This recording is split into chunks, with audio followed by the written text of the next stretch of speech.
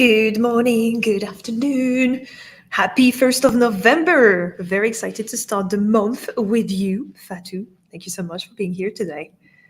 Thank you so much for having me. I'm really excited. It's a bank Me holiday too. here in France, by the way. But I know.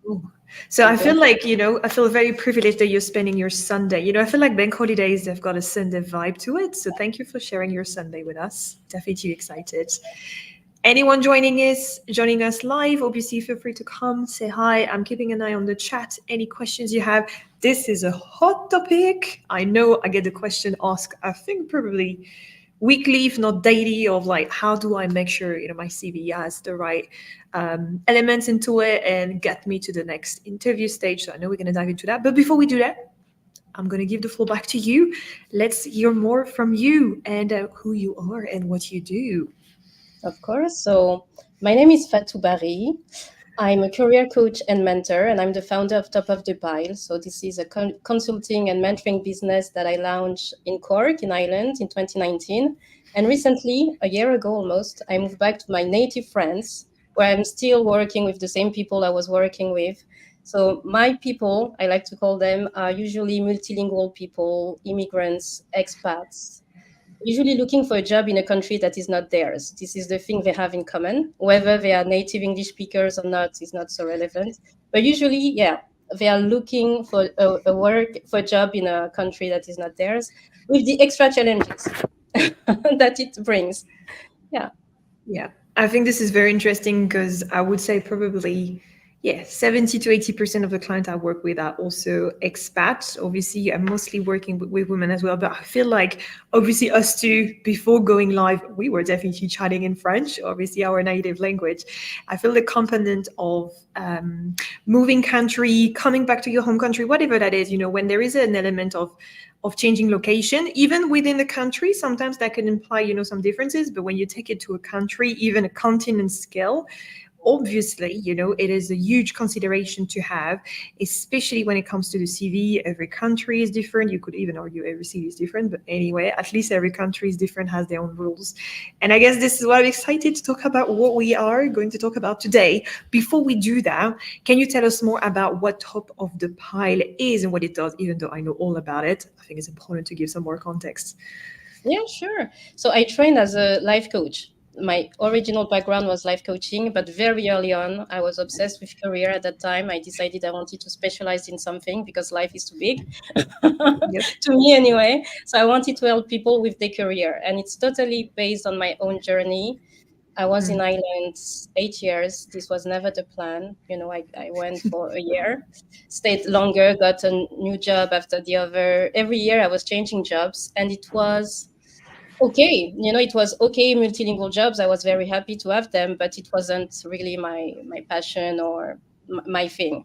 So I decided to work with a life coach, life/business coach, to really find out what I was meant to do, and personal That sounds development came up, career coaching came up, and initially my first clients were my colleagues, who each time they were preparing for an interview, or they wanted to apply for promotion, they were coming to me for help.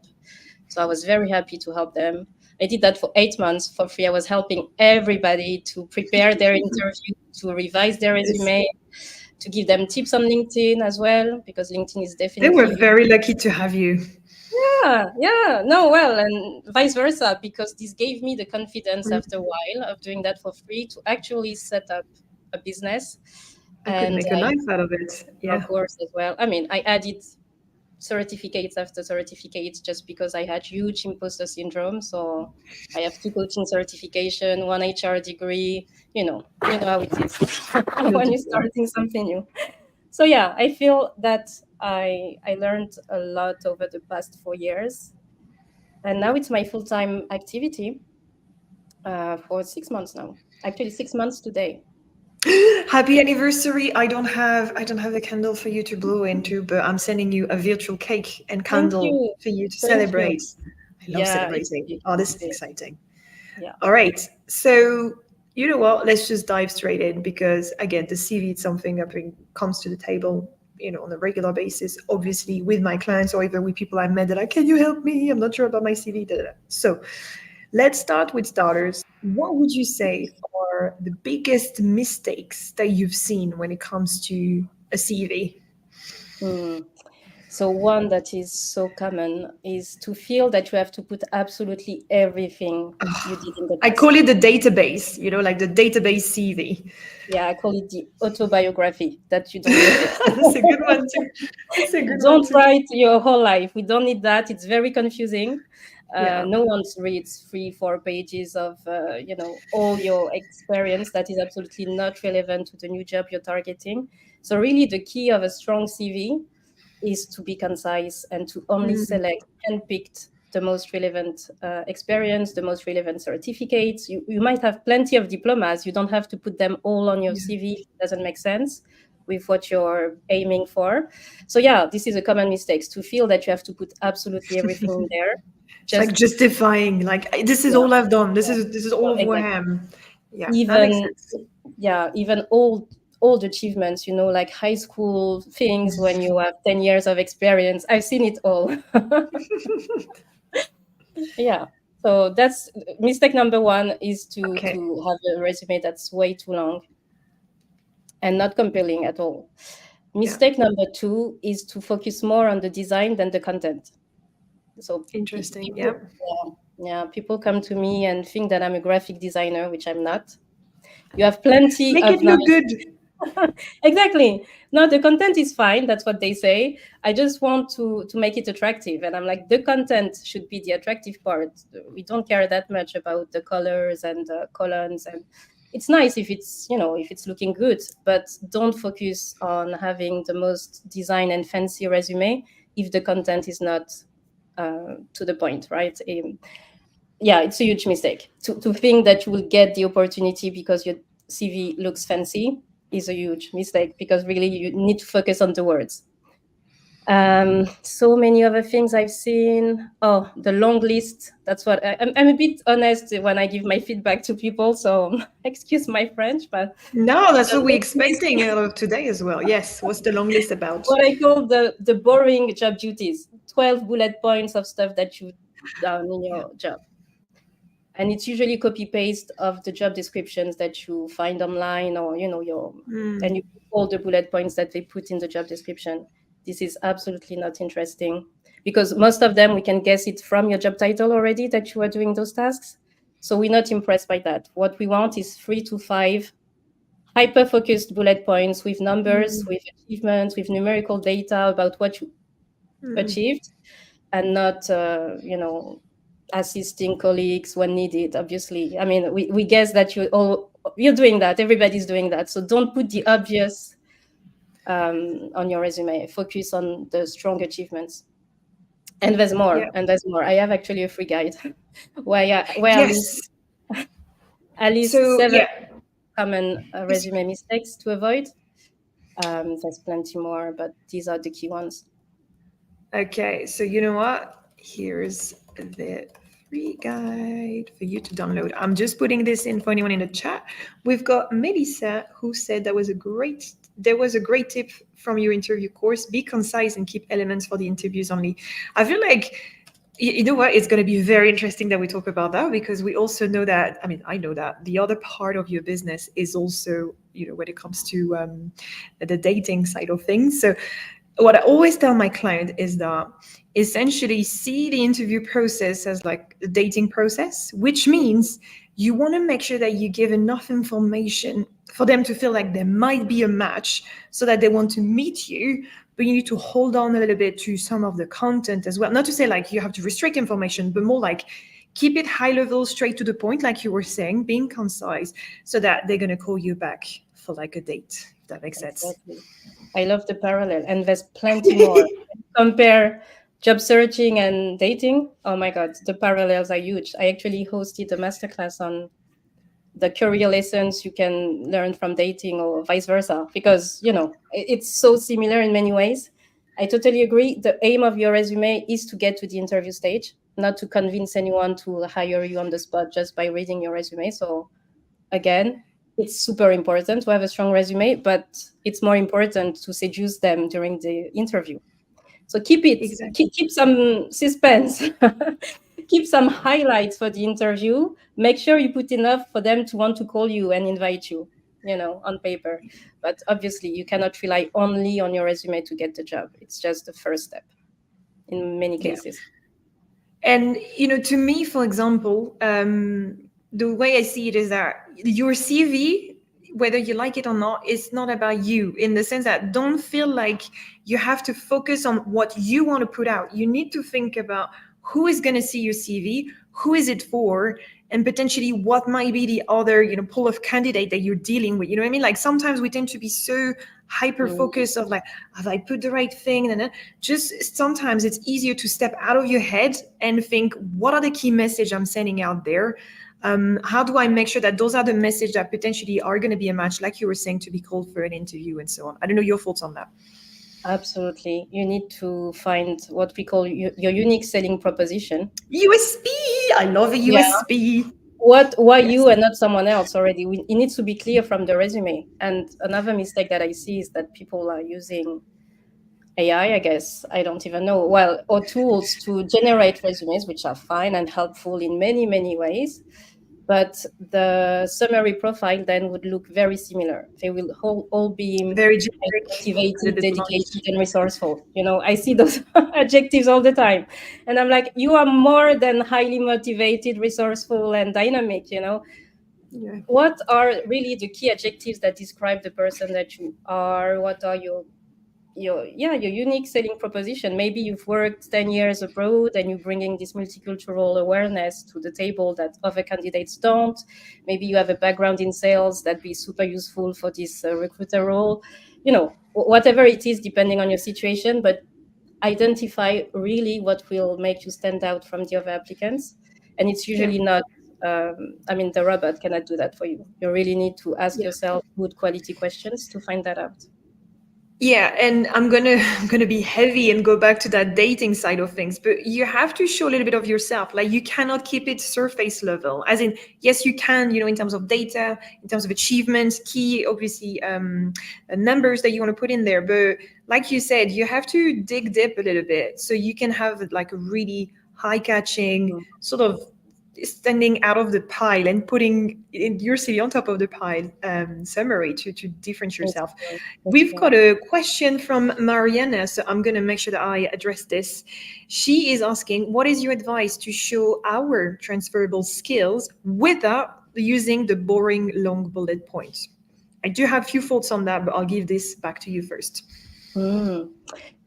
Yes, transferable skills. So definitely in your summary profile. So depending if you're a career changer, you're really diving into a new field, you want to focus on that way more than, if you're just looking for a new job in the same industry. Yeah, that makes sense. So in your summary profile, which is basically what comes straight after your contact details, I really want people to not dive straight into experience or education. No. They really need to have a section where in 3 paragraphs, max, because the top half of the page. Don't want an essay either, yes. No. But you want, basically, the idea of the summary profile is to introduce yourself and to invite the person to read more. Usually they would stop there if you're not a good fit. So it's super important to craft that section very carefully. And this is where you would mention your key skills.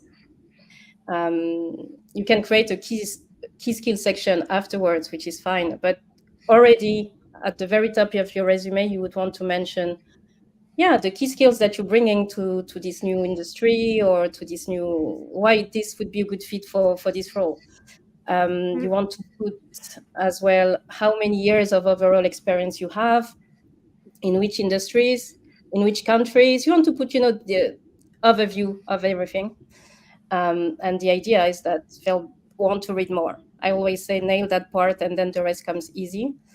For transferable skills, it's okay to add them, obviously, but it's easier to discuss them during the interview because you will have the stories to explain it. You would want the full context. On the resume, it will be, unfortunately, keywords, here and there, but this is during the interview stage that you'll be able to convince them. So Mariana, let us know if that helps or if that prompts some other questions. I completely agree with you.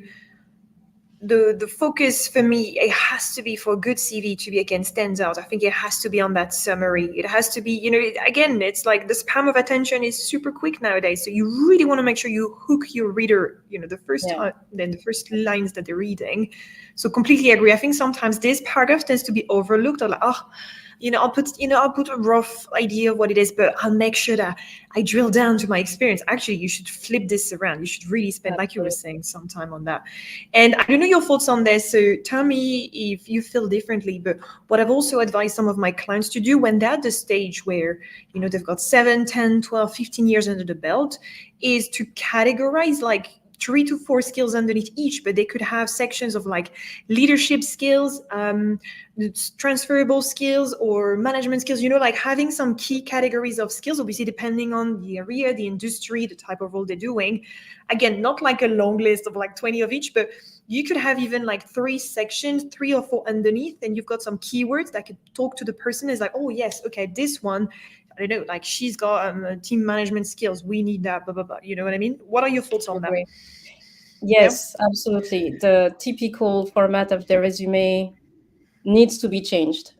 I mean, so that's what I mean is that you usually need, after the summary profile, a career highlight section, Yeah.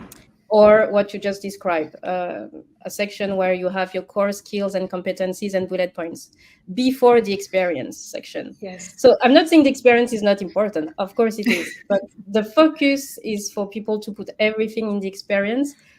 And it's usually long. And like I said, the 10, 12 bullet points, you really want to come to that section after the summary profile, after the key highlights, after the core competencies. The skills should be above the experience section as well, really. So this is my opinion is that if people were putting so much effort into the other section, they'll probably be invited to an interview way more often than focusing only on the experience section. Yes. And again, So to me, yeah, from experience, it's that imposter syndrome of like, I'm going to justify what I've done. So I'm going to really make sure I spend some time on that section. And yes, it's important, but it's not about justifying what you've done with a CV. It's about demonstrating why you are the right person for the role you're applying to. So it's almost not to say irrelevant what you've done before, of course not, because it's your experience and you might have some transferable skills, but don't think about where you're coming from. Think about where you're heading next and how you can make sure that the gap is bridged so people have a clear understanding of, yes, actually, that would be the right person for the job. To me, the CV side of things, I think I don't know if you've seen that with the people you've helped, but it's like a double exercise. Of course, it's the piece of the CV itself because it's a tangible thing that you get, but it's also the mindset that you get behind it. So you put all of the chances of success on your side to get that interview. I always say the work on your resume will be super useful for the interview stage because you'll be crystal clear about. So first, your confidence will be boosted 100%. Once you have a strong resume, you see on paper exactly what you achieved, what is your unique selling proposition, the big achievements you've done. You're pumped, your energy is higher, and it'd be easier to convince someone in person during the interview stage. So you need to be very confident about your resume, proud of it, not talking again about the design, but the content. So that's one thing for sure. Plus the work, the digging into numbers, digging into your achievements. Unfortunately, many people are doing amazing things every day in their jobs, and they don't track that anywhere. They forgot, literally, they forgot what they did, the big things they did. I always say keep a trace of everything you do that is outside the expectations of your role. Everything you do that was not in the original job description is an achievement. You don't need to win awards and accolades to consider that To as an call that achievement. an achievement. Anything you did, for example, many people became trainers after a while, so they were mentoring new hires in the role, which was not initially what they were hired to do. It's something they had the opportunity to do after being confident in their roles and being achievers, etc. This is huge if you're able to train and mentor someone and you're not a certified trainer. And many people forget about that. They take it for granted. Oh yeah, I trained 16 people and they all passed the test, by the way. They all joined the team and I completely forgot to mention it. And I'm like, you cannot forget to mention big things like this that you do. And we all doing that every day. We create new systems to help the company save time, save money, and we don't realize how big of an impact this is. So definitely the work that you need to do to craft your resume will be super useful to discuss this in detail during the interview. This is such valuable feedback because, yeah, I would encourage anyone listening to this, watching this, or know someone who be, needed to hear this. Make sure you've got some form of like an achievement log somewhere. Not to say you have to be on a daily basis, but even on a monthly basis, just, taking the time to check in with yourself, review what has happened, what you have done. That would be really, really helpful for whatever coming next. Exactly. So can I just check when it comes to the CV itself? Obviously, we started by talking about the biggest mistakes. Let's talk about the best practices. Like, what would you say are the key things? And obviously, we've mentioned a few of them. You're being concise, making sure your summary is spot on, and it's got the right sort of like laser choice of words so that you're really putting the right message out there. Any other tips or best practices that are super key when it comes to making sure your CV gets on top of the pile? Yeah, of course. So it's easy to talk about the mistakes. So I need to reframe my mindset to talk about, okay, what are the best practices? What is a big no-no, but I think most people would know that, is to leave typos in your CV, and this is way more common than we can imagine, especially with the clients I work with. English is not their native language, so they usually have a great level, but you absolutely need, even if you don't hire a coach or a resume writer to help you with that, you need to leave the CV to a second pair of eyes just to check for any if mistake. not a third one. Yes, 100%. So it's okay to use the spell check, okay, but it doesn't catch absolutely everything, because as we know, if the word exists in English, it's just not spelled that way, it will not be highlighted as a mistake necessarily. So you would have terms that would be in the English dictionary that will not be highlighted as a mistake, but that don't make sense with the whole, that was just not the right word to use. So definitely have someone check your resume. A friend with strong attention to detail, someone else, just before you hit send, because it's a very common mistake to mess up with dates as well. It happens a lot to people that they put 2023 and then something in the past is still 2023 when it was 2016. This looks really bad. Yeah, when you're like doing it like the copy and paste type of thing. Exactly. You wanted to paste the format, but you pasted the year and that was not the right year, and then it's all confusing. Oopsie. So Yes. so I know it's all mistakes, but hopefully it helps people to realize that there are a lot of attention to be given to that document, that you cannot just The evil is in the detail. Everything is in the details on the CV. Absolutely. So reread, proofread, and also send to someone else that you will trust. So I've got a question from someone. I'm sorry, I don't know your name because it just says LinkedIn user, so I believe we're not connected.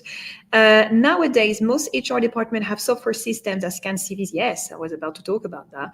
Handpick only the ones with specific keywords that they want to see on there. Does this mean we need specific CVs for each job rather than one CV that we send everywhere? I find this software thing really annoying, by the way. Yeah. It's a very good question, actually. Yes, absolutely. You need to customize every resume for each job you're targeting. It doesn't mean to redo the whole thing, obviously, because the grind work would be done already, but you absolutely need to include those keywords where relevant. So if you're applying for a sales role and sales is not once in your resume, there's something wrong, right? Definitely something wrong. So you need to make sure to add the relevant keywords were relevant on your resume. And let's say you don't have any sales experience at all, which can happen, right? You still need to find a way to connect the work that you did in the past for another department to the work that the sales department was doing. So maybe you were supporting sales as a marketing assistant, or as a customer service assistant, you were selling sometimes, on top of providing assistance. There is always a connection to be made between your past experience and the new industry or role you're aiming for. So those keywords are super key, not as copy paste. We don't want to copy paste them. We want to insert them where it fits, because it's true that Yeah. the more repetition you have of the keyword, the higher your CV will show up on these platforms. Yeah, I completely agree. And I think this prompts me to my next point is CV. And again, Fadou, feel free to jump in on this. For me, job search and using your CV, the approach has to be quality over quantity.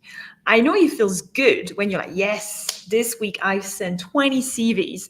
But if those 20 CVs are exactly the same and you've got a variation of roles that you went for or industries, you cannot expect to get that amount of answers back, right? So I'm glad that you're bringing this one up. And again, for anyone listening to this, we're not saying you have to swift your entire CV and just, forget everything, but tweaks in your profile summary, tweaks on the top skills that you're highlighting, should you have that section in, like whatever it is. But you cannot expect a company to call you back. Oh, it's like a date. I'm going back to my date thing. It's like, hi, you look nice. I'd like to meet you.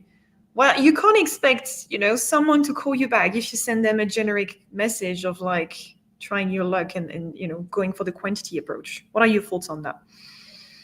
Absolutely. I like, again, the parallel with, dating. Yes. And people are usually thinking it's too much work. This is the pushback I get a lot. Oh, I cannot do that because I'm applying to 100 roles a week. Some people I know, I worked with, are literally applying endlessly. It's absolutely not the right strategy. It's way better to target. First of all, I always say you cannot be genuinely interested in 100 roles per week. I'm sure half of them you wouldn't be even happy if you get them. So first of all, I know sometimes you need a job. I am totally aware of this reality, right? Agreed. For many reasons, you cannot be picky in some situations, but it's much better and much more productive to focus your effort and attention to customize for the roles you're really excited about. This is also one of the reasons I created Top of the Pile. I want people to get the jobs that they want, not just any job. I'm not excited by people getting any job, to be honest. Yes, no, otherwise we would not have this conversation, you and I, because I completely resonate with that. Yes. Yeah, no, I really want them to be excited about that. So it's worth the 15, it takes no more than 15 minutes to customize a resume for a specific job description. If you have a very strong master resume, all the tips we gave for the master resume, if you have a strong one, it's 10 to 15 minutes to put the keywords where they belong and to highlight another achievement connected to that role. No more than 10 to 15 minutes. So it's worth the effort, definitely. Again, the biggest mistake I've seen is that people underestimate that the huge piece of work when it comes to having a CV that works is the preparation side of things. They're just like, yeah, I want to send it like, I want to see results. But actually, maybe this is me talking about like an analogy of house refurbishment, because obviously this is what I'm going through. But it's like when when you paint or when you whatever you want to do as a work in a room, like you really take the time to prep everything. It's the same for your CV, and you could actually have a process that works for you that makes your time and life easier. So you could even have like folders where you've got versions of your CV for the specific roles or industry. Not to say you've got to start from scratch every time. You'll see the same pattern over and over again, especially if you've got ideas of what you're targeting. So again, like you could have, like you were saying, your master CV, and you could have subsections saved for like the version of your CV that matches the profiles of your jobs. Yeah. To make your life easier. Yes, if it's a sales role, let's say, and you're applying for another sales role, I'm not saying you will send. I mean, there is no situation where you would send the exact same resume to a different job descriptions. I want to be clear. Yes, agreed. There is always one word to change, but it's worth it. It's worth it to have a subsection resume with sales as a keyword, and then you go into that one and tweak that one instead of. So you can definitely do that to save time. Fadou, it flies. It's already 30 minutes and we're already on time. I know we had some great questions coming in through the chat. So I just want to say thank you so much. Melissa, I think you've made some very important points as well. So thank you as well. Anyone who's got any final question, we're going to give you a few more seconds before we wrap up. So you have a chance to make sure you've got everything you need when it comes to your CV. I felt like we touched base on very, very key, yet super important points. Any final thoughts that you want to share with us? I guess the main message I want to say is that there are a lot of things that we don't control in today's job market. So many things, the layoffs and this and that. The AI that companies are now using, exactly. like you said, yes. But the resume isn't one of them. We have control over that. So it's really our responsibility and duty to make sure that if we don't know how to do it, if we are overwhelmed by it, to look for support, to look for training if you like the DIY route, or to delegate this to someone. You know what I mean? Is control what you can control on your job search. True. And you can prepare for the interview effectively, and you can have a strong resume. These, you can nail that part. And then the rest, it's really, a bit of luck, a bit of opportunity, a lot of networking. We haven't mentioned that. But no, it's an entire topic. Like I've done a couple of sessions on it. It's an entire topic on its own, 100%. Exactly. Yes. So you need a bit of everything. Definitely the resume is your entry ticket to the role that you're aiming for. So nail that part and get the support that you need if you're not sure. Yes. So talking about the support that you need, obviously I've put the link of the resource that you've shared with us. Fatou, I cannot say anything except thank you. This was super, super valuable. I can see some message coming in to say, thank you so much.